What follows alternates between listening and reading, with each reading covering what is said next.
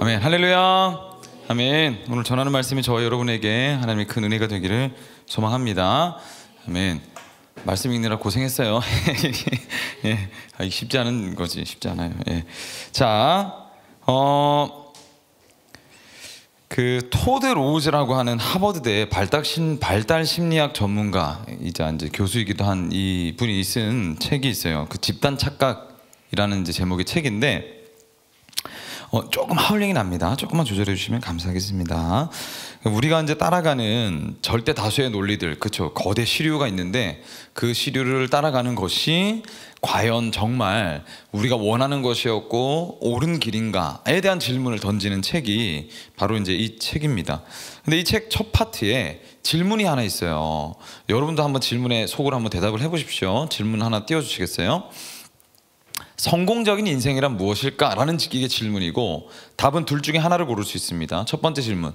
아니요. 자, 본인의 관심과 재능에 따라 자신이 가장 좋아하는 분야에서 최고의 성취를 이룰 때 성공적인 삶을 산 것이다. 라는 대답이 있고, 두 번째는 부자가 되고 사회적으로 높은 커리어를 쌓거나 유명 인사가 될 때 성공한 것이다.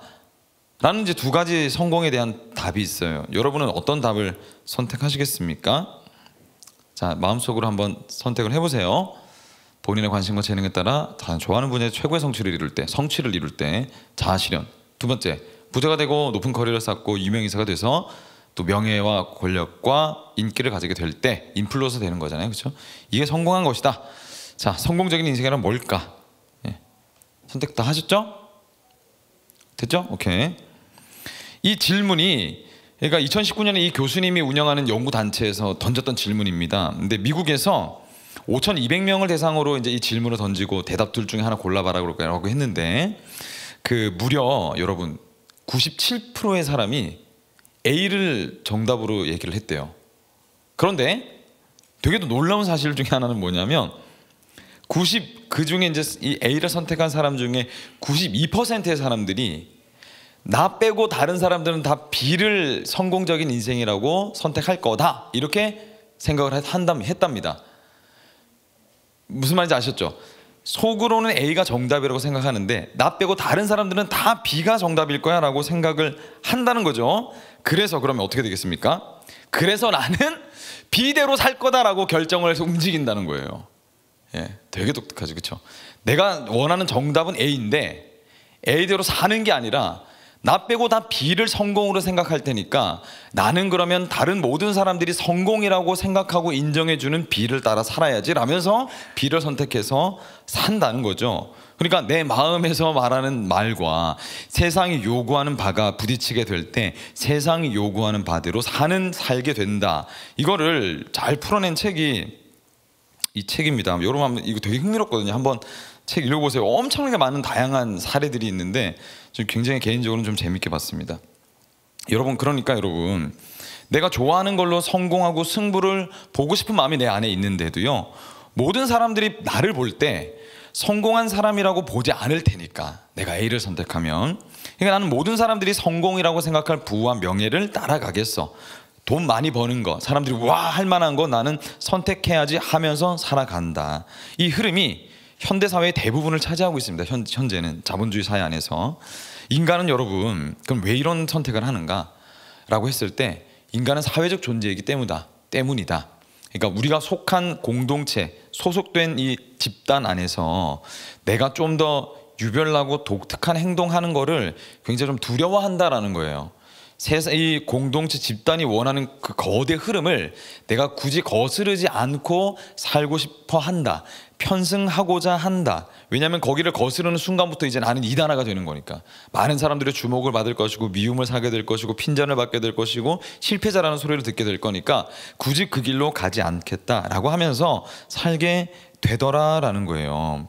그러니까 여러분 포스트 모더니즘이라고 해서 개인의 소리를 굉장히 중요하게 생각하는 시대 아닙니까? 그럼에도 불구하고요 이 거대한 세상이 추구하고자 하는 거대한 이 시류 흐름이 없는 건 아니다라는 말입니다. 제가 드리고 싶은 말씀은 그러니까 기독교를 우리가 흔히 배타적이라고 하잖아요. 너희들은 왜 예수님한테만 구원이 있다고 생각해?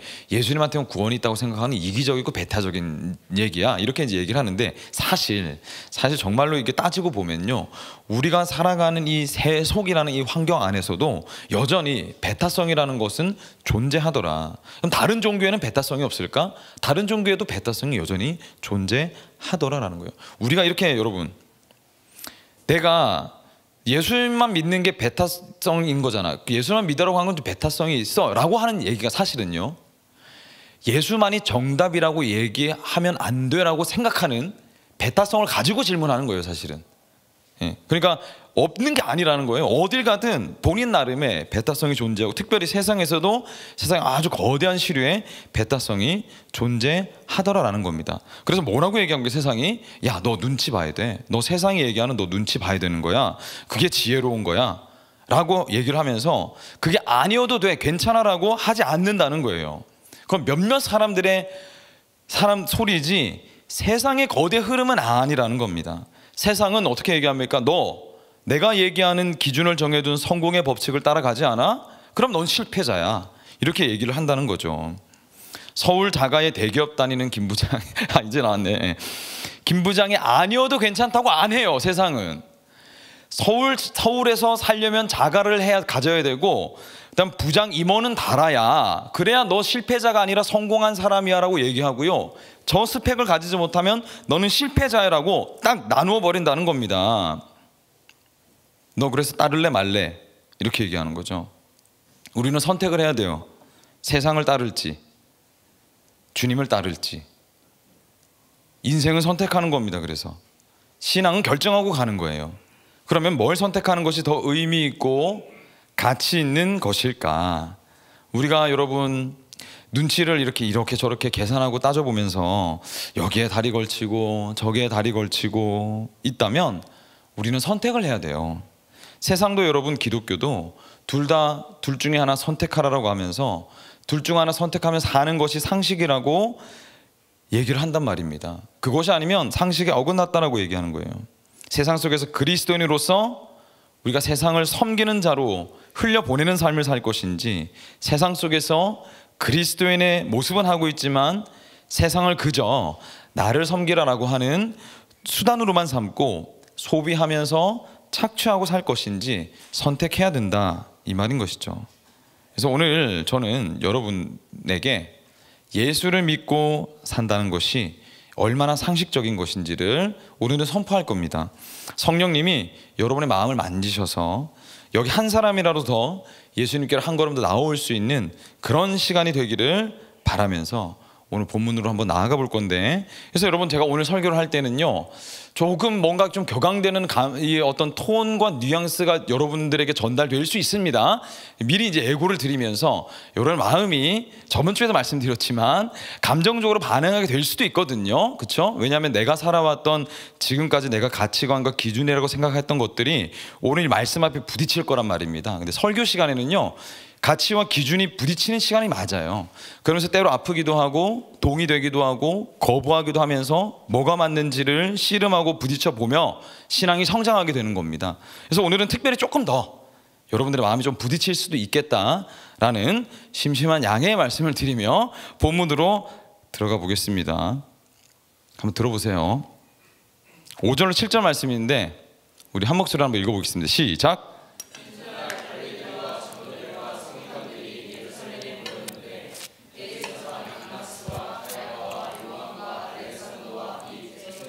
문중이 참여하여 사도들을 가운데 세우고 묻되 너희가 무슨 권세와 누구의 이름으로 이 일을 행하였느냐. 이 성경에서 대제사장 이 발음하는 게 진짜 어려운 것 같아요. 잘 안 돼, 이게. 대제사장. 사도행전 4장을 여러분 이해하려면 사도행전에 어떻게 쓰여졌는지 처음부터 좀 간단히 알아봐야 되겠는데, 예수님이 십자가에서 죽으시고 나서요, 며칠 만에 부활하셨죠? 3일 맞아요. 3일 맞습니다. 이렇게 자신이 없으세요? 3일 만에 부활하셨는데, 그리고 나서 이제 부활하셔서 제자들에게 나타나셨잖아요. 제자들에게 나타나셔서 특별히 베드로에게 나타나셔가지고 네가 나를 사랑하느냐, 내 양을 먹이라, 이런 명장면이 탄생하기도 했고, 그리고 나서 이제 제자들을 다 만나고 나셔서 그다음에 하늘로 이제 승천하시면서 예수님이 제자들에게 말씀하신 것이 있어요. 일단의 무리들에게 너희들 성령을 기다려라 이렇게 하면서 예수님이 승천하시게 됩니다. 승천하시고 나서 이제 제자들이 예수님께 들었던 바대로 마가의 이제 다락방에 모여가지고 성령을 기다리는 이제 기도의 시간을 가지게 됩니다. 그리고 나서 약속하신 성령님, 보혜사, 우리의 마음을 가운데 지금도 계셔서 때때로 우리의 마음을 위로하고 계시고 힘을 주고 계시는 성령님이 오십니다.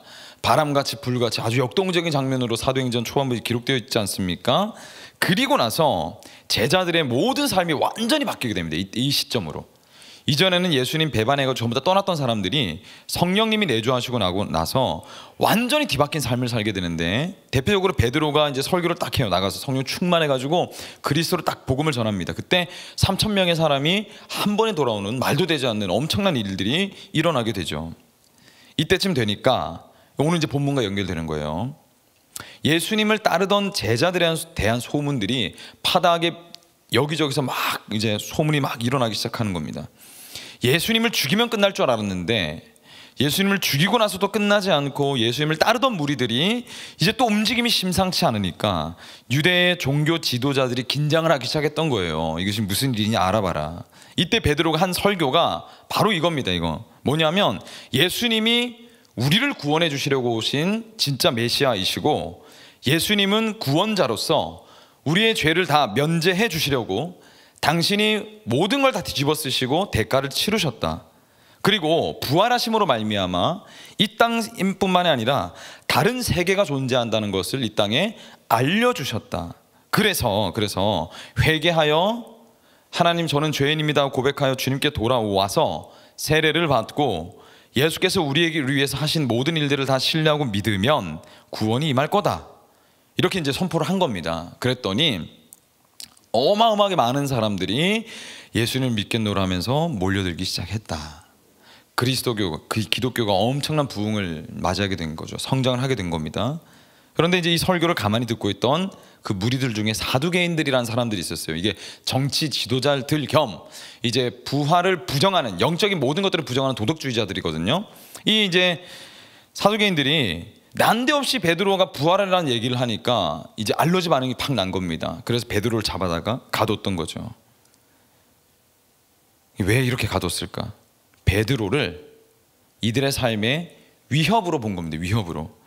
오늘 사도행전 4장 1절로 3절 말씀인데 한번 읽어볼까요? 시작. 사도행전 4장 1절부터 시작.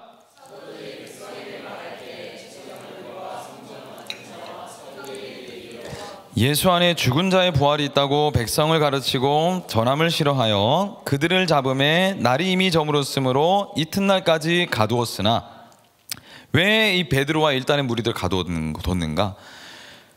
왜 예수님을 모함해서 십자가에서 죽게 만들었는가? 그런 사두개인을 포함한 이 유대교의 종교 지도자들이 지금까지 로마와 일종의 모종의 결탁을 해가지고 사회적으로 힘도 누리고 그다음에 위협으로부터 보장받기도 하고 호의호식하면서 잘 살고 있었단 말입니다. 근데 갑자기 예수란 작자가 나타나더니 자신들의 입지를 계속해서 위협하고 있었다라는 거예요. 좁혀 들어왔다. 그래서 예수를 따르던 무리들이 그때 당시에 좀 많았습니까? 심지어 여러분, 그 충성스러운 유대교에 속한 사람들까지도 예수 그리스도를 따르겠노라고 결단하고 가는, 유대교 안에서 그리스도인들이 생겨나는 일들까지 생겼던 거예요. 이때 정말 진짜 엄청난 파란이 일어났던 겁니다, 당시에. 그래서 어떻게 됐습니까? 제가 서두에 여러분들에게 말씀드렸던 이제 나는 그렇게 생각하지만 남들은 다르게 생각할 거니까 다르게 살기로 결정하는 그걸 집단 착각이라고 하거든요. 그 집단 착각이 깨지기 시작했던 겁니다. 유대교 안에서 너희들 내 말 잘 들어야 돼. 내가 권력 있고 내가 힘 있는 거야. 내가 절대적이니까 너네 내 말자를 잘 따르고 살아야 돼. 네가 뭐 하고 싶든지 뭘 하고 싶지 않든지 다 내 허락 맡아야 돼. 내가 그 권위를 가지고 있어 라고 했는데 사람들이 하나둘씩 떠나기 시작하는 거예요. 나한테 묻지 않고 저들에게 묻기 시작하는 겁니다. 저들에게 관심을 가지기 시작하니까 무리의 힘이 사라지는 거죠. 그렇죠? 사람들이 흩어지기 시작하는 거예요. 집단 착각이 깨지기 시작하는 겁니다. 다른 게 있지 않을까? 그렇지. 그게 아닐 수도 있겠네? 그럼 뭐가 정답이지? 하면서 다른 그 예수 그리스도를 믿고 따르는 그 제자들에게로, 예수님을 믿고 따르는 무리들에게로 가기 시작했다. 살면서 여러분 그렇지 않습니까? 마음 한구석에 여러분 뭔가 내가 목적을 세우고 살아가지만 한구석에 뭔가 좀 찜찜하거든요. 아니, 뭔가 잘못된 것 같은데, 이거 아닌 것 같은데. 그래, 답을 모르니까, 그죠? 정답을 모르니까 그냥 그래도 내가 아는 대로 살아간단 말이에요. 그런데 실제로 다른 게 있다는 걸 누가 보여주고 있으니까 당연히 그쪽으로 가게 되는 거죠. 뭐가 있나. 그런데 여러분, 떠나가는 사람들은 둘째치고 기존의 이 그룹을 지키고 있었던 이 권력자들, 어떤 생각이 들겠어요? 아, 내가 설 자리가 없구나, 지금 없어지고 있구나, 이렇게 생각을 하게 된단 말입니다. 그래서 위기감을 느껴서 움직이기 시작하는 거죠. 예수를 죽여가지고 한시름 났는데 이제 무리들이 따르고 일어나기 시작하더니 무서운 속도로 사람이 붙기 시작하니까 거니까 위기감을 느끼고 이제 적극적으로 행동을 하기 시작했다. 여러분, 세력이 무서운 것이고요, 힘이 있는 겁니다. 여론이 어디로 몰리느냐. 이 유대 지도자들은 위기감을 느끼기 시작했다는 거예요. 왜? 자신들의 행복이 깨어질까 봐. 여기가 여러분 바로 부딪히는 부분입니다. 진리와 세상이 부딪히는 부분. 예수 그리스도의 복음이, 잘 들어보세요, 내 행복을 깨뜨리는 것으로 생각을 했단 말입니다, 종교 지도자들이. 그런데 실제로 베드로가 전한 복음이 뭡니까? 우리를 진정으로 행복하게 해줄 수 있는 것이 무엇인지를 전하는 거잖아요, 그렇죠? 그런데 이 사람들은 내 행복을 깨뜨리는 것으로 봤다라는 거예요. 지금 종교 지도자들은 그리스도의 복음이 나를 방해하는 것으로 봤어요, 그렇죠? 위협으로 느꼈다. 이게 우리가 생각해 볼 지점이라는 겁니다. 지금 이 종교 지도자들이 말하는, 저 세상이 말하는 물질, 권력, 명예, 행복, 인간관계, 뭐 어떤 A부터 Z까지 전부 모든 것들이 예수 그리스도라는 단 한마디 때문에 흔들려 버리고 있다는 겁니다. 흔들려 버리고 있어요. 그들이 생각하는 이 행복은, 그러니까 여러분 결론을 내리면 얼마든지 변할 수 있는 겁니다. 변할 수 있는 것. 조금만 변동의 폭이 와도 행복을 잃어버릴 수 있게 된다는 겁니다. 엄청나게 높이 쌓아둔 탑도요, 무너질 수 있다는 것을 이 시간에 증명이 되어 버렸다라는 겁니다. 여러분, 우리가 원하는 바, 저번주에 말씀드렸죠, 핵심 믿음이라는 게 사람들이 다 있어요. 이 핵심 믿음을 누가 건드리면 나를 공격하는 것으로 받아들이기 시작한다고 했잖아요. 우리 안에 그러면 어떤 또 핵심 기준들이 있을까?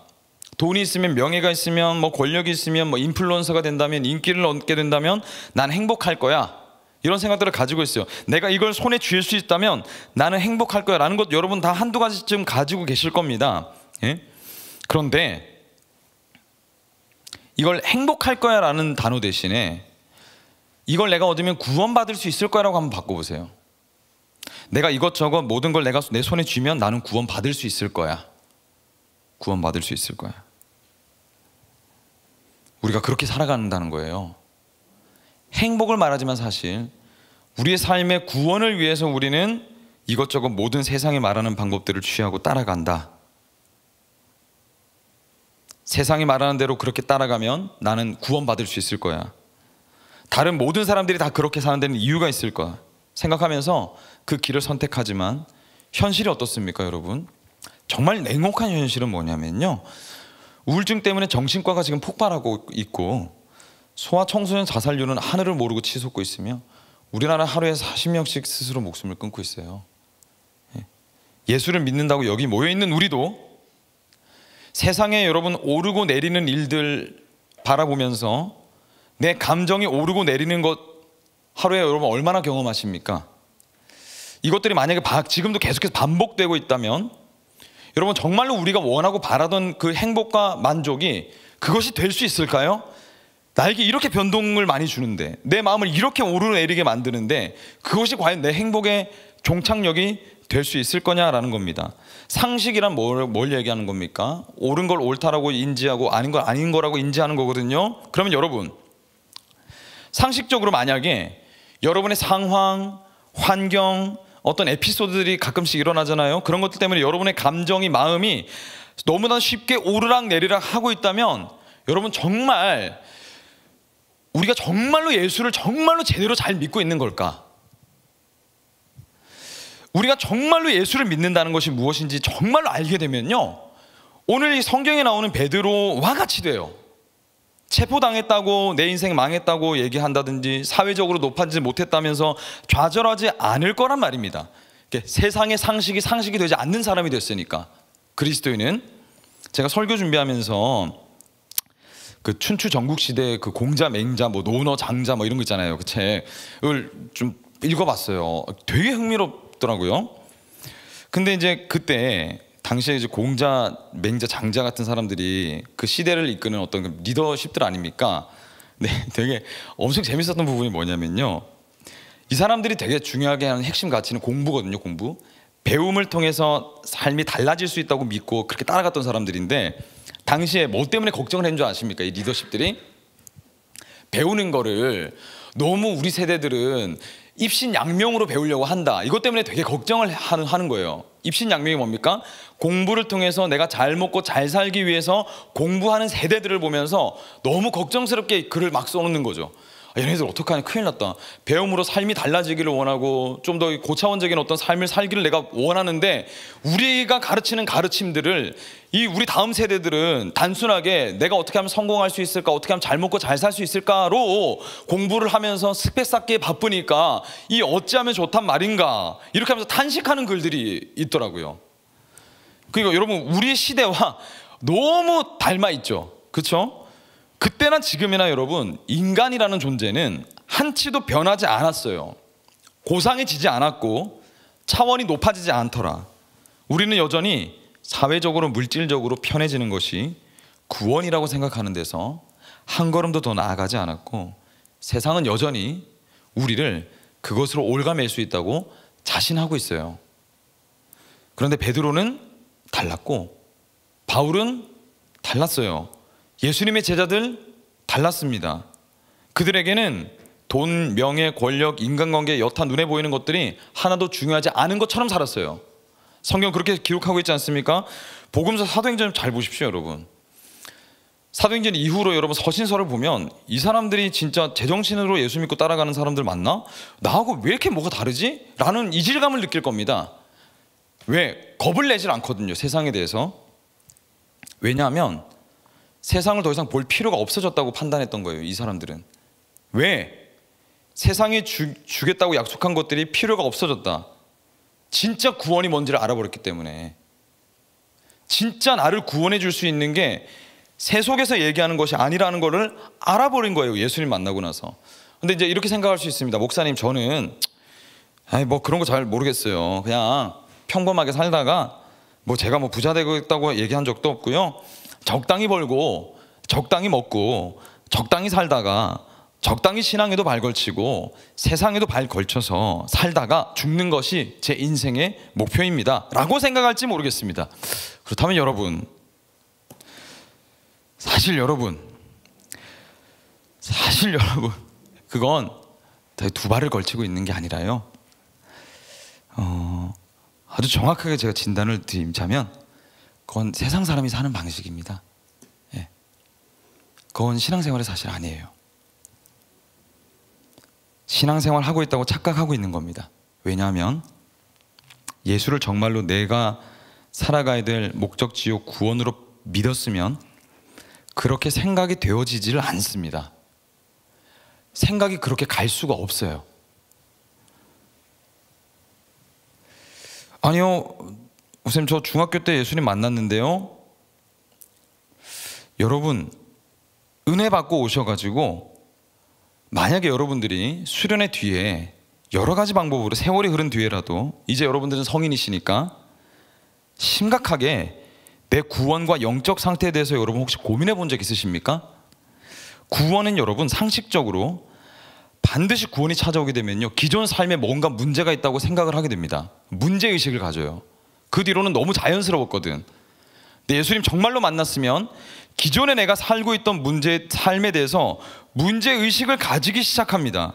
뭔가 잘못된 것 같은데, 그러면서 삶을 결단해서 바른 방향으로 가게 돼요. 그런데 100번 양보해서 삶을 그쪽으로 옮기지는 못할지라도 마음에 아주 심각한 고민을 가져다 줍니다. 제가 일예로 여러분, 신학교 20살 때부터 신학교 다녀가지고 저는 하여튼 좀 고지식하게 신학을 해서 목사까지 왔거든요.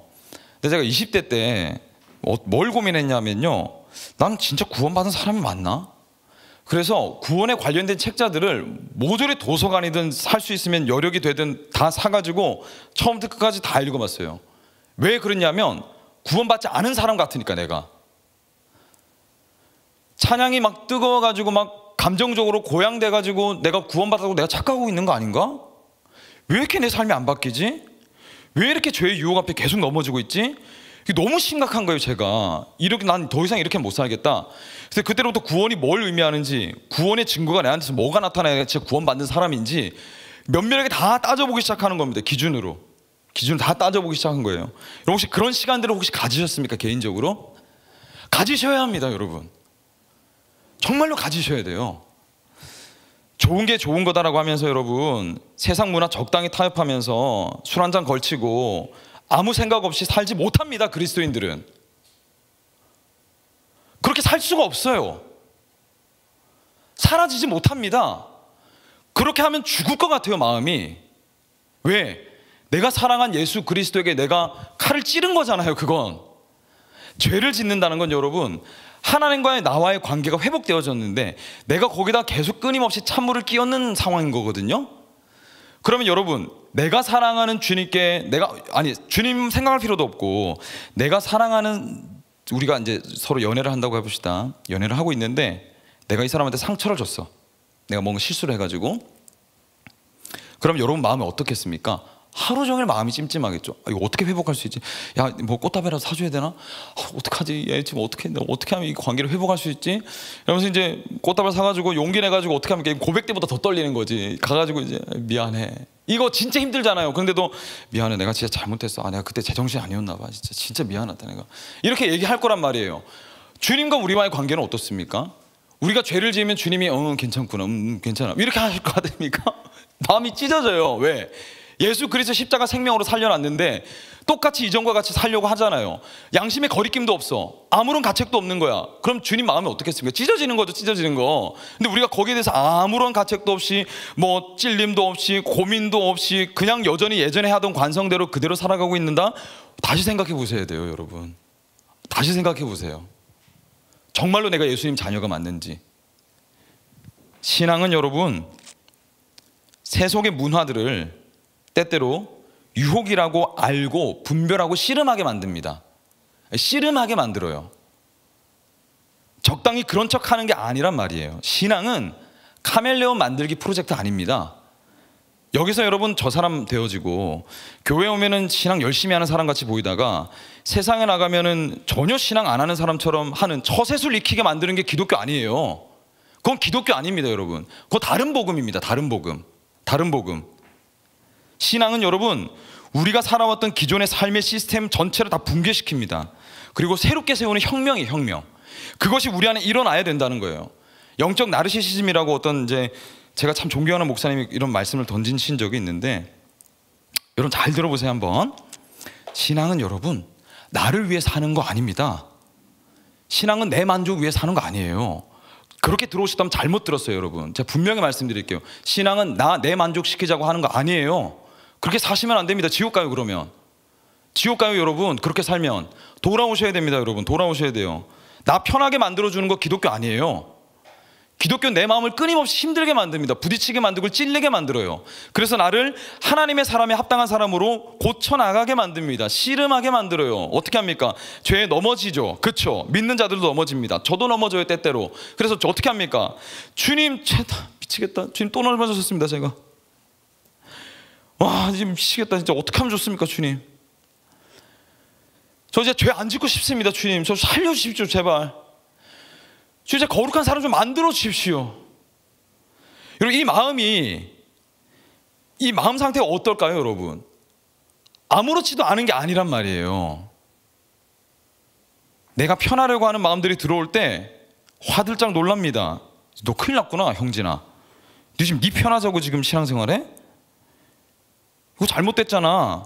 그럼 말씀으로 나를 다시 쳐서 말씀 앞에 복종시켜 나가는 거죠. 사회학자들이 이런 얘기를 했어요. 먹고 사는 거 해결되고 나서부터 사람은 본격적으로 의미를 고민하기 시작한대요. 그러니까 기본적으로는 먹고 사는 문제가 일단 해결이 돼야 돼요. 그렇죠? 열심히 막 노력해가지고 우리가 자수성가해서 일어났어요. 그러면 여러분 그 다음에 사람이 어떤 스텝을 밟냐면 내 삶의 의미를 고민하고 의미 있는 삶으로 살아가려고 한다는 거죠.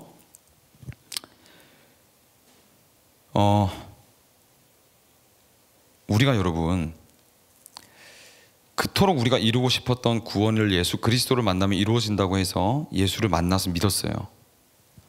이제 내가 구원을 얻으려고 막 애쓰면서 노력하고 헤매지 않아도 됐잖아요. 되는 사람이 됐잖아요. 우리가 가장 원초적인 구원의 문제가 딱 해결됐어요. 자존감 예수 안에서 다 해결됐어. 내 삶의 어려움들 예수 안에서 다 해결됐어. 문제가 해결된다는 걸 얘기하는 건 게 아니라 물리적으로 해결됐다는 게 아니라 내 삶을 해석하는 눈이 달라졌다는 걸 얘기하는 겁니다. 그러면 세상을 두려워하지 않아도 된다는 결론에 이르게 되거든요. 그렇죠? 때때로 무서움이 찾아오기도 하겠지만 세상 시스템이 어떻게 돌아가는지 영적으로 딱 알아버렸어요. 구조가 딱 파악이 된 거야. 그럼 이제 완전한 자유가 뭔지를 내가 알게 되는 거잖아요. 거기로 안 가게 돼도 되니까, 거기 안 얽매여도 되니까, 그것 때문에 무서워하지 않아도 되니까 자연스럽게 찾아오는 게 뭡니까? 평안함이죠. 평안함.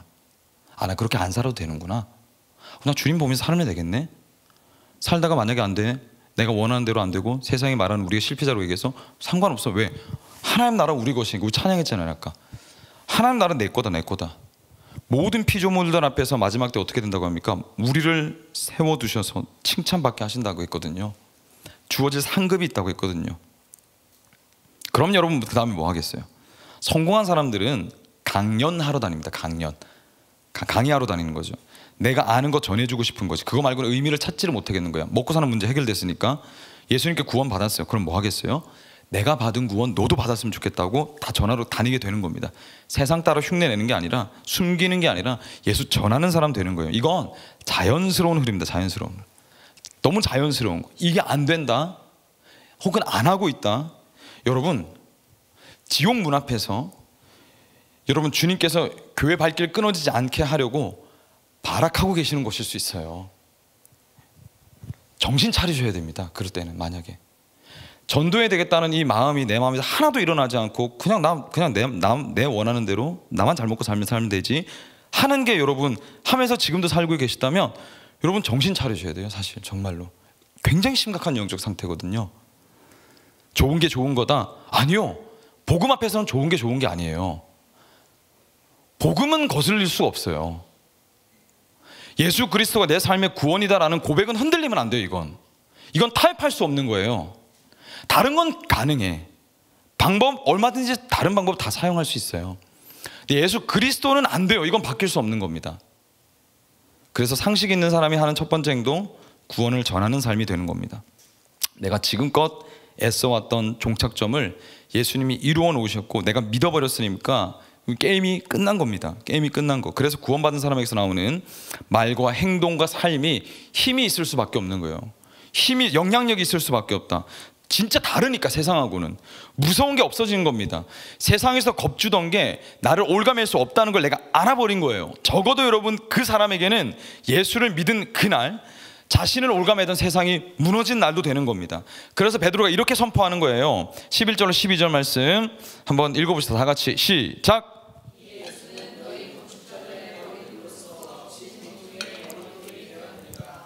다른 이로서는 구원을 받을 수 없나니 천하 사람 중에 구원을 받을 만한 다른 이름을 우리에게 주신 일이 없음이라. 아멘, 아멘. 구원을 받을 만한 다른 방법과 길과 그죠?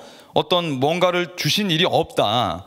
예수님께서 우리를 위해서 하신 일을 믿고 신뢰하고 따라가는 것만이 나를 구원하는 길이다 라고 분명하게 말씀을 하고 있는 겁니다. 예. 우리가 예수님 딱 만나고 나면요, 어떤 딱 감정이 딱 드냐면, 와 이거지 이거, 와 진짜 이거지 이거, 이렇게 하게 돼요. 이거였구나 내가 진짜 찾았던 거, 아 이거구나 이거. 그래서 베드로처럼 선포하게 되는 거예요. 올감했던 모든 것들로부터 자유하기 시작하는 겁니다. 그때로 자유하기 시작해요. 내가 이룰 수 있는 게 아니라 예수님이 나를 위해서 다 해놓으셨다는 걸 내가 알아버린 거지. 그러면 뭐 하면 됩니까?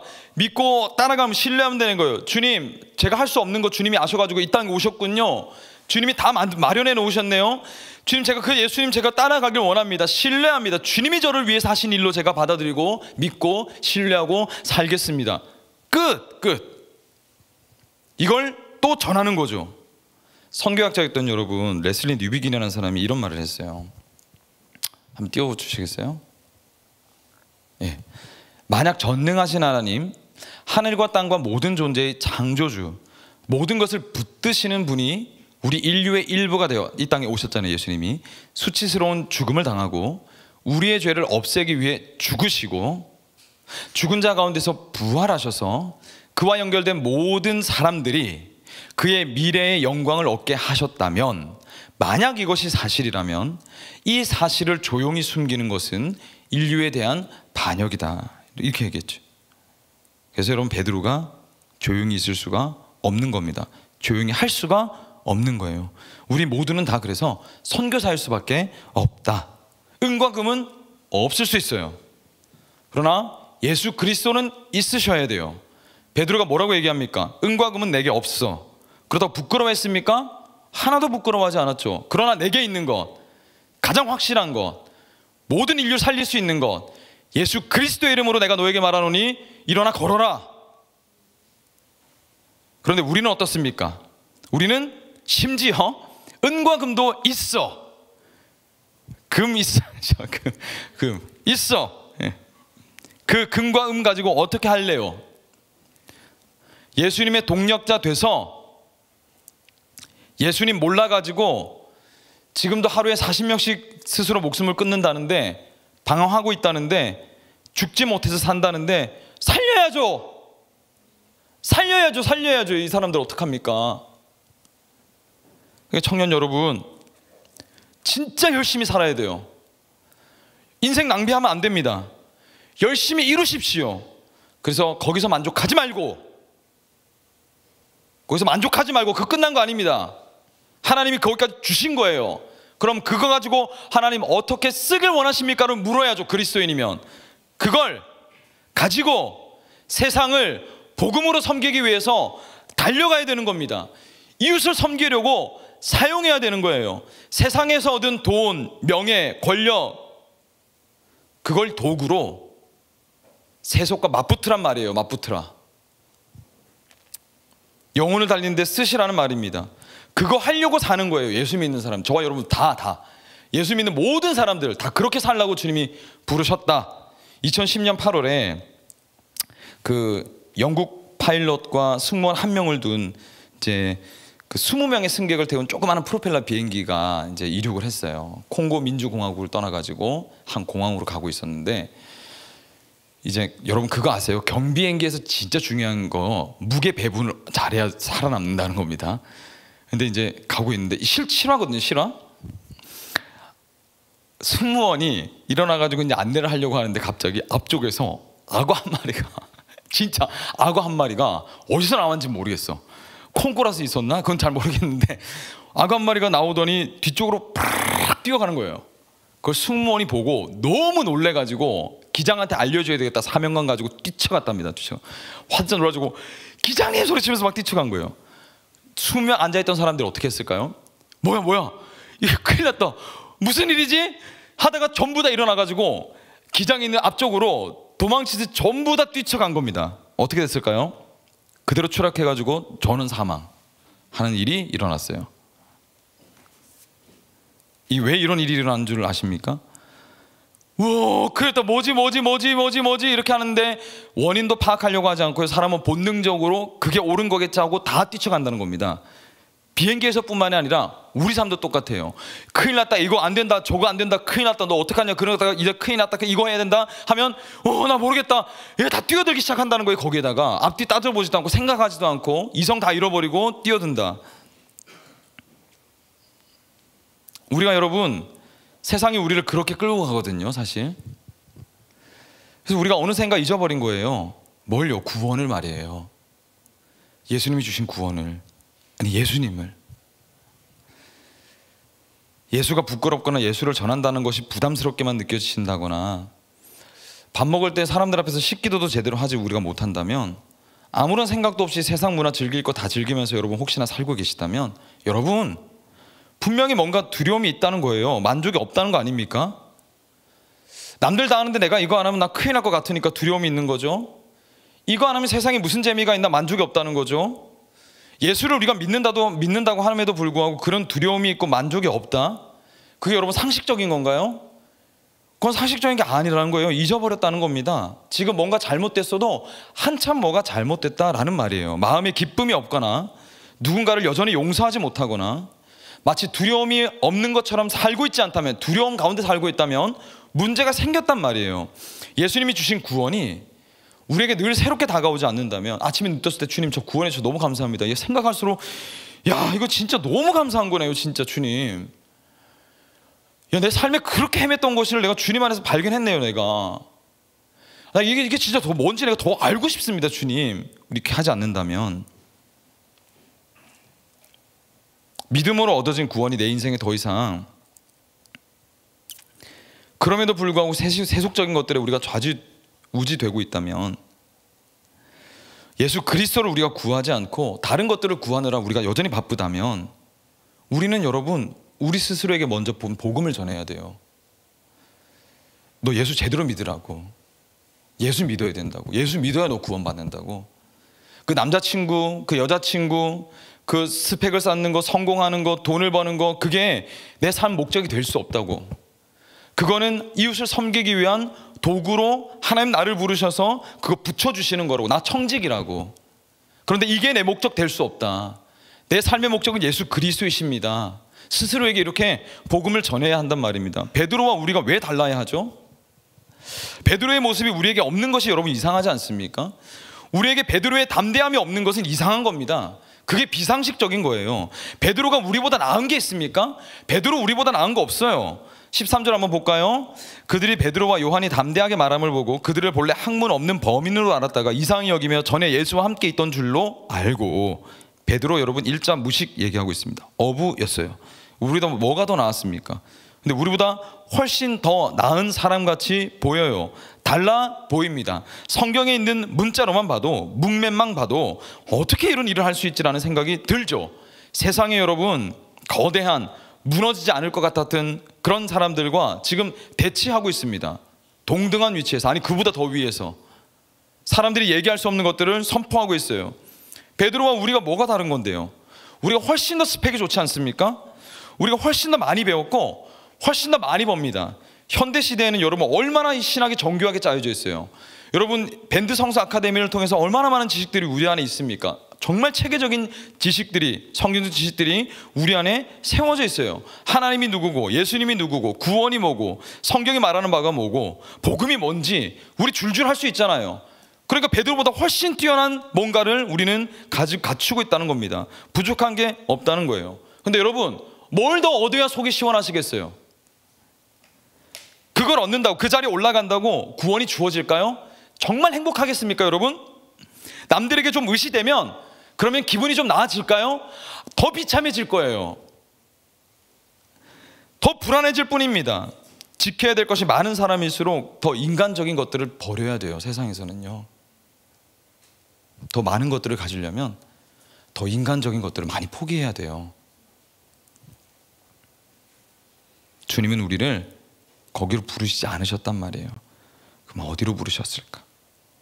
하나님을 기쁘시게 하는 사람으로 부르셨다는 겁니다. 베드로의 이 말을 들었을 때 종교 지도자들의 반응을 한번 잘 보세요. 15절부터 18절까지인데 한번 읽어봅시다. 시작. 명하여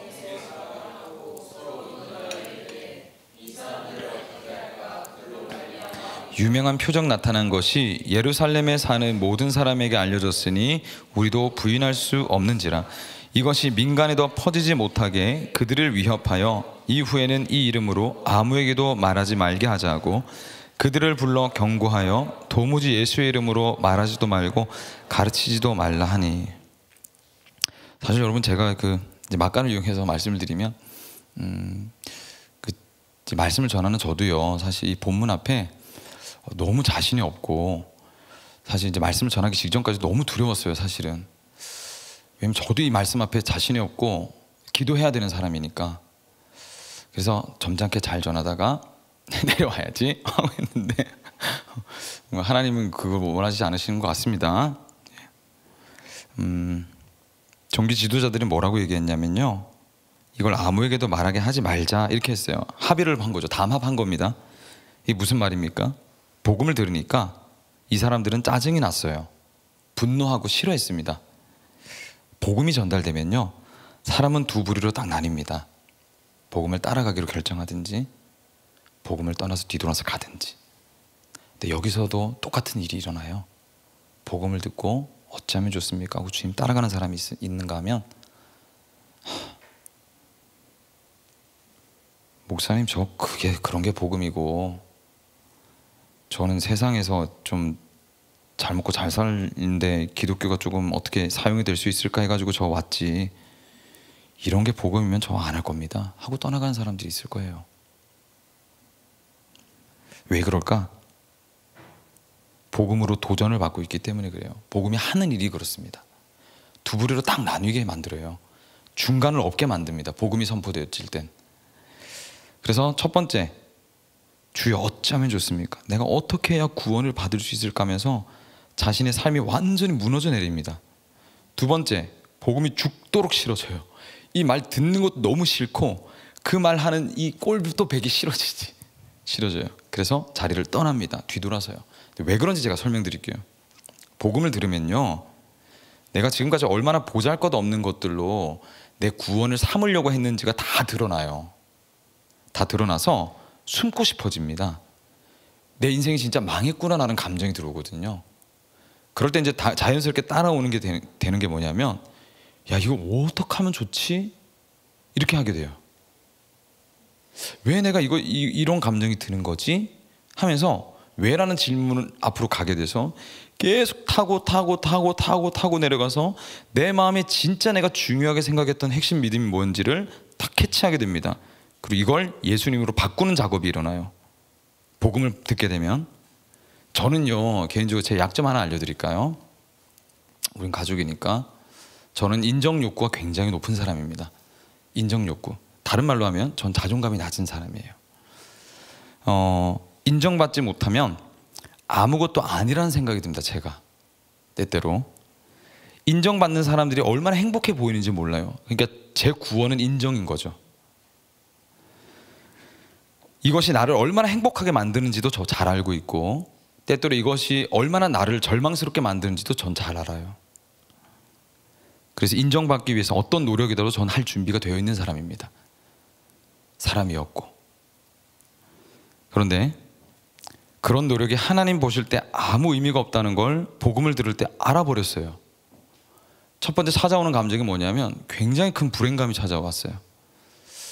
야, 내 삶에 내가 최고로 여겼던 게 하나님 앞에 서니까 아무것도 아니라고 얘기를 하네. 그런데 곰곰이 생각해 보니까 그런 거 맞죠? 내가 인정받으면 행복했다가 인정받지 못하는 것 같으면 엄청 불행해지니까 제 안에 평안이 없었던 거예요. 나 복음을 만났고 제가 복음을 다시 묵상하기 시작했던 겁니다. 왜냐면 전 이제 망한 상태니까. 어떻게 생각했냐면요, 예수님이 나를 유일하게 이 세상에서 조건 없이 항상 나를 인정해 주시는 분이라는 걸 복음에선 증명되고 있잖아요. 증거되고 있잖아요. 거기로 제가 저를 데려갔어요.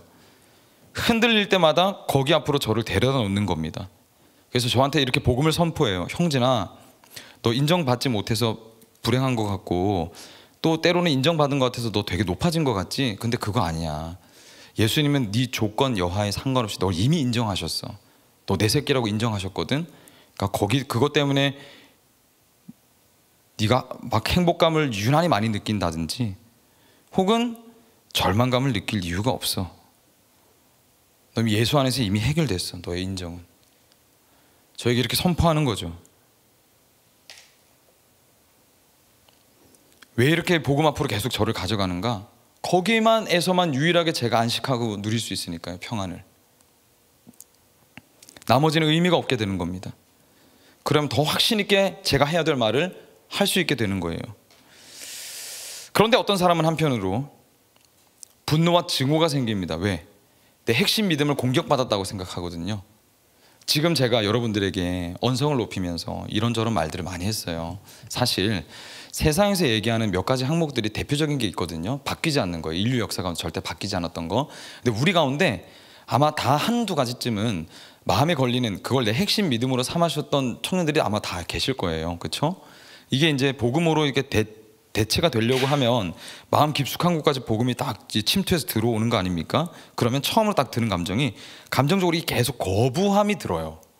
이걸 내가 놓치면 진짜 내가 망할 것 같은 거야. 이걸 내가 예수 그리스도 대체하면 내 인생 진짜 더 허무해질 것 같고요, 더 두려워질 것 같고, 더 채워지지 않을 것처럼 같은 감정이 오거든요. 근데 이걸 어떻게 표현해야 될지 모르니까 짜증과 분노로 반응을 하게 되는 겁니다. 복음은 여러분, 내가 가장 중요하게 생각하는 모든 지점을 다 건드려요. 모든 지점에 다 침투합니다. 그게 뭐 돈이든 도덕성이든 윤리성이든 내 바른 마음가짐이든 뭐 가족이든 경력이든 노력이든 심지어 내 영혼의 구원이든 스펙이든 성공이든 전부 다 건드립니다. 건드려요. 그러면 드는 분노가 생기죠. 왜? 내가 공격받는다고 생각하니까. 내가 맞다니까? 이게 정답입니다, 목사님. 여기로 와야 된다고요. 늘 이렇게 외쳐왔는데 그게 아니라는 게 드러나 버리니까. 그러면 인정하고 내려놓든지 돌아서도 나가든지 하게 되는 거죠. 둘 다 가져가지 못한다는 거예요. 그래서 화가 나는 거예요. 둘 다 가져가고 싶은데 이게 안 되니까 둘 중 하나는 놔야 되는 거거든요. 그래서 화가 나는 겁니다. 왜? 알겠는데 못 내려놓겠는 거지. 제가 너무 잘 알거든요, 이거를. 이런 생각들로 가득 찬 사람들이 종교 지도자들이었단 말이에요. 아는데 돌이키기는 싫고 기득권을 내려놓기 싫은 거지. 그래서 베드로가 너무 짜증나는 거예요. 네가 그 말만 안 했어도 내가 지금까지 살아왔던 거 적당하게 잘 살 수 있었는데 왜 그런 말을 해가지고 나로 하여금 고민되고 걱정되게 만들고 이렇게 짜증과 분노를 일으켜. 이렇게 이제 되게 되는 거예요. 사람들이 그렇게 애써서 이렇게 놓았던 것들을 헛된 거라고 얘기하니까 너무 짜증나는 거죠. 왜 내가 중요하게 생각하는 핵심 믿음을 왜 너는 아무렇지도 않게 얘기해? 세상이 여러분, 왜 복음을 전하는 자들, 예수 믿는 사람들을 싫어하는지 감이 오시죠? 이들은 우리가 그들과 다른 길을 가는 게 싫은 겁니다. 다른 길을 가는 게 싫은 거예요. 그냥 다 자기 입맛대로 내가 원하는 대로 세상은 그렇게 살면 되는데, 이 사람들은 하나님을 위해 산다고 하니까, 아니 너를 위해 살라고, 네 만족을 위해 살란 말이야. 네가 원하고 편안한 대로 살아야 돼 라고 하는데, 이 사람들은 뭔가 다르게 아니 난 하나님 위해 살 건데, 하나님 영광 위해서. 얼마나 밉게요. 짜증나게요. 그죠? 이 사람들은 하나님 위해서 사니까 나랑 너무 다른데 너무 평안해 보이는 거예요. 시몬스 같이. 미치겠는 거지. 우리도 그렇지 않습니까? 순종하고 따르려고 하기보다는 짜증나서 꼴 보기도 싫은 때가 있지 않나요? 내려놓으라는 그 말이 몹시 또 내 마음을 불편하게 만들 때가 있어요. 그래서 여러분, 예수를 못 박았고, 그래서 베드로를 가두고 죽이려고 드는 겁니다. 여러분은 복음이 없으면 망한 사람이라는 것을 인정하시고 구원받기를 원하시나요? 아니면 예수를 박해하고 죽이고 싶어 하십니까? 그래서 예수 믿고 살면 대접받고 산다는 것이 안 돼요. 잘 먹고 잘 살고 평안하려고 이 땅에서 예수를 믿는 거, 그게 안 돼요. 양립이 불가능합니다. 예수 믿고 살든지 세상에서 살든지. 이 정답 같은 이 말이 때때로 짜증나고 나를 흔들리게 만들고 불안하게 하고, 하나 싫어, 그냥 다 듣기 싫어, 아니 내가 원하는 대로 살래, 이 정답 같은 복음의 말들이 내 마음이 지금 이렇게 와서 지금 이 씨름해 나가는 과정들, 그것이 안 돼서 부르짖고, 그것이 안 돼서 살려달라고 회개하고, 그것이 안 돼서 울부짖고 멈춰있고 쓰러졌어도 다시 일어나는 과정을 밟아내는 것, 그것이 신앙생활입니다. 신앙생활. 예수의 사람은 이거 씨름하면서 사는 거예요. 힘들죠, 어렵죠, 맞아요. 포기하고 싶을 때 있어요. 나 포기가 안 돼요. 그게 안 돼요, 안 돼.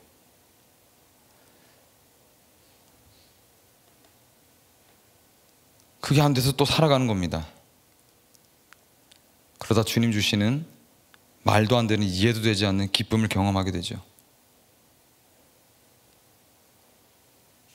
그거 잊어버리셨으면 다시 여러분 예수 그리스도의 복음 앞으로 오셔서 쟁취하시고 평안을 가져가세요. 불안해하지 마시란 말입니다. 결국 씨름하기를 멈추고 빛을 받아들이셔서 주님이 나의 빛이 되시고 세상의 두려움, 무서움이 사라진 사람이 된 것, 그리고 그것을 전하는 것, 그 삶의 과정과 결과로 하나님을 전하게 되는 것, 세상이 볼 때 미친 사람처럼 보이는 바로 그 삶이 하나님이 기뻐하시는 삶의 결론이란 말입니다. 마태복음 5장 14절로 15절 말씀 이렇게 말씀합니다. 너희는 세상의 빛이라. 산 위에 있는 동네가 숨겨지지 못할 것이요 사람이 등불을 켜서 말 아래에 두지 아니하고 등경 위에 두나니 이러므로 집안 모든 사람에게 빛이 있느니라. 빛이 있는 곳에 어둠은 있을 수 없습니다. 여러분, 현실을 보세요. 현실이 무엇입니까? 종교 지도자들이 꿈꿔왔던 영원한 권력 노름, 이런 거 없어요. 내가 원하는 대로 내가 원하는 시점에 내가 하고 싶은 만큼 하는 자유라는 것, 그거 없어요. 세상에는. 영원한 권력이라던 게 있던가요? 과학도 마찬가지잖아요. 과학을 하시는 분 한번 들어보세요. 이게 맞는 건지. 과학은 여러분 가설에서 출발하잖아요. 그렇죠? 증명해 내가는 과정이 성립되었을 때 과학적이다라는 얘기를 합니다. 그런데 우리는 그 축적된 결과물들을 보고 살고 있죠. 근데 여러분 가설로 시작했다는 거잖아요. 과학적인 것이 비과학적인 것이 될 수도 있단 말입니다. 100년 전에 이것이 완벽한 이론이라고 했던 것들이 지금 여러분 바뀌어지고 틀렸다라고 증명된 것들이 얼마나 많아요. 영원할 줄 알지만 영원한 것은 없습니다. 이것이 현실입니다. 우연히 제가 오늘 영화 얘기를 하면서 마무리를 지어야 될 것 같은데 베스트 오퍼라는 영화를 소개하는 영상을 제가 보게 됐어요. 나중에 한번 시간 되시면 보십시오. 한 주인공이 고 미술 작품의 경매사를 하는데 나이가 좀 꽤나 지긋한 사람이에요. 미리 이제 반주 좀 나와가지고 좀 대기하고 계시면 너무 감사하겠습니다. 이 사람이 경매사로서 안목이 굉장히 뛰어난 겁니다. 그래가지고 그걸로 이제 경매를 하면서 돈을 이제 벌게 되는데 그것도 그냥 돈을 버는 게 아니라 엄청나게 돈을 많이 벌어요. 영화에서. 근데 이 사람의 취미가 뭐냐면 이제 굉장히 이제 비싼 아파트 이제 계약해가지고 집에 딱 들어가가지고 본인만 아는 한 공간이 있어요. 굉장히 큰 공간이 있는데 거기에 이제 아주 옛날에 이제 그 사람들 초상화 중에서도 특별히 여인들의 초상화를 귀족들의 여인들을 초상화를 담아놓은 거, 그 그림을 이제 사서 모으기 시작합니다. 근데 이 사서 모으는 방법도 조금 치사해요. 자기는 정품인 줄 아는데, 진품인 줄 아는데 남들은 진품인 줄 모르잖아요. 그래서 남들에게는 이거 가짜입니다 얘기를 하고 진품을 싼 값에 가져와 가지고 벽에다가 이제 하나씩 둘씩 걸어두기 시작한 거지. 그러고 나서 이 사람의 유일한 취미가 뭐냐면 일 다 마치고 이제 집에 와가지고 의자 한 군데 이렇게 딱 앉아가지고 벽돌을 이렇게 쭉 보면서 자기가 걸어놨던, 자기가 이상향으로 생각했던 이상형들, 여인들의 이 초상화 사진들을 쭉 이렇게 보는 겁니다. 예, 하나씩 바라보고 있는 거. 지금 시대로 따르면 이 오타쿠지, 그죠? 좋아하는 걸 막 깊이 디깅해가지고 다 해놓는 거. 그렇게 이제 살아가고 있었어요. 그러다가 여러분, 영화는 꼭 그런 거 있잖아요. 이 미술품이 진짜 비싼 미술품들이 이 경매사의 방 한켠에 걸려져 있다는 사실을 알게 된 겁니다. 그래서 사기꾼 그룹을 만들어 가지고 사기를 쳐서 이 사람의 작품을 전부 다 뺏으려고 이제 작정을 한 거지. 그래서 공사를 치기 시작한 거예요. 그래서 썼던 방법이 뭐냐면 미인계를 쓰기로 결정했어요. 진짜 이제 이 사람이 마음에 들 만한 이제 설정을 다 해가지고 이 사람이 관심을 기울일 만한 사람으로 만들어서 이미지 세팅을 해가지고 이 사람 앞에 딱 등장을 딱 시킵니다. 그래서 어떻게 됐겠습니까? 평생 이렇게 모아놨던 작품 싹 다 잃어버리고 이제 개털이 된 거지. 그런데 이 남자가 그 여인과 이제 그 연애를 할 때 들었던 그 한마디를 잊지를 못해요. 이게 뭐냐면요, 포옹하다가 여인이 이제 이런 말을 합니다. 내가 당신을 사랑한 것만큼은 진짜라는 걸 알아줬으면 좋겠어요. 이거 감동하시면 안 됩니다. 내가 당신을 사랑한 것만큼은 진짜라는 걸 알아줬으면 좋겠어요. 이 말이 이 남자의 뇌리에서 떠나질 않는 거예요. 그래서 이 남자가 마지막에 뭘 하냐면 저 사진처럼 시계가 가득 걸려있는 어느 한 카페를 이 여인이 말했던 게 기억이 나서 그 카페에 그 여인을 기다리러 가게 되고 저렇게 앉아가지고 하염없이 그 여인을 기다리면서 영화는 끝이 납니다. 근데 이 영화의 영화평 중에 아주 기가 막힌 평을 한 사람이 있어요. 이런 얘기를 했어요. 평생 진품을 알아보는 일을 했던 사람이 자기의 사랑이 가품임은 알아보지 못했고 끝까지 그 가품이 진품이라고 믿어가는 이야기가 이 영화다.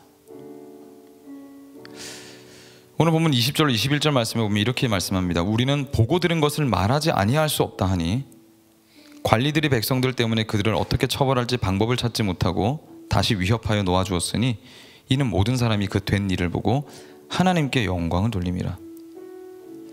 우리는요 보고 들은 것을 말하지 않을 수가 없는 존재들입니다. 그렇다면 여러분은 뭘 보시고 뭘 들으셨습니까? 사람은 진짜라고 생각한 대로 살게 됩니다. 자기 삶을요 진짜라고 생각하는 곳에 자기 삶을 투자합니다. 사람은 그렇죠. 왜? 삶은 진짜 중요한 거잖아요. 자기가 정말 중요하다고 생각하는 것에 자기 삶을 투자한단 말입니다. 성경은 가짜가 가득한 이 세상에 진짜가 왔다고 전해주고 있습니다. 여러분, 우리는 진품을 알아보는 눈, 마음을 가지고 있으면서도 영적인 집단 착각 아래 다른 걸 보고 살아왔단 말이에요. 그런데 진짜를 보여줬는데도 여전히 그 가품을 진품이라고 믿으며 살고 있지는 않으십니까? 요한복음 6장에 보면요 예수님이 어느 날 오병이 아시죠? 5개의 떡하고 2마리 물고기 가지고 예수님 막 뻥튀기 한 사건, 기적을 일으켜서 수많은 사람들이 이제 그거 먹고 나서 어떻게 생각했습니까? 이야, 이 양반이 진짜 우리 평생 먹여 살릴 수 있는 로마의 압제로부터 우리를 탈출시킬 그 양반이구나 생각했던 거예요. 우리 왕으로 삼자 와 일어났던 겁니다. 진짜 벌떼같이 몰려들기 시작했어요. 그때 예수님이 찬물을 한번 죄송합니다. 찬물을 한번 확 끼얹어. 어떻게 찬물을 끼얹었는가? 너희는 썩어 없어질 양식 얻으려고 일하지 말고 영생에 이르도록 남아있을 양식을 얻으려고 일해라. 이 양식은 인자가 너희에게 줄 것이다. 아버지 하나님께서 인자를 인정하기 때문이다. 이게 무슨 말입니까? 먹고 사는 것 때문에 살지 말고 주 예수 그리스도 믿으라 라고 선포했던 거예요. 그래서 뭐라고 얘기합니까? 내가 진정으로 너에게 말하는데 믿는 사람은 영생을 가지고 있어. 내가 생명의 빵이야. 너희의 조상은 광야에서 그 생명의 빵을 엿봤는데도 죽어버렸어. 그러나 하늘에서 내려오는 빵은 이러하니 누군지 그것을 먹으면 죽지 않는다. 무슨 말입니까? 예수 믿으면 죽지 않고 살게 된단 말입니다. 여러분, 예수를 믿으면 죽지 않고 살게 됩니다. 죽고 싶고 소망이 없으십니까? 예수 그리스도께로 오십시오. 살 수 있어요. 살 수 있어. 주님이 이렇게 말씀하셨죠. 그랬더니 여러분, 무리들이 뭐라 했는 줄 아세요? 벌떼같이 모여졌던 수많은 무리들이요 한순간에 썰무같이 쫙 빠져나갑니다. 왜? 나 그냥 먹고 살 빵만 있으면 된다고요. 무슨 신선 노름 같은 말 얘기하지 마시고, 이 양반아, 먹고 살 거 나한테 주기나 해. 그거 못 줘? 그럼 나 필요 없어. 당신. 다 떠나갔어. 얘라 이거 순 가짜구나. 다 떠났어요. 그랬더니 이 구절을 보면서 한참을 제가 울었는데, 주님이 떠나는 무리들을 보면서 뭐라고 말씀하시냐면요, 요한복음 6장 67절 말씀에 이렇게 말씀해요.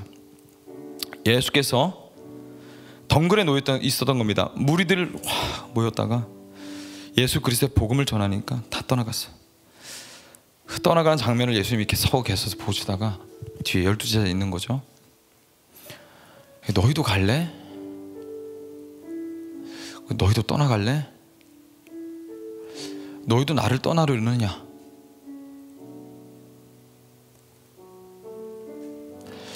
예수님의 이 말씀이 예수님의 인성 안에서 정말 쓸쓸하게 다가왔어요. 인간으로서는 얼마나 쓸쓸하셨을까?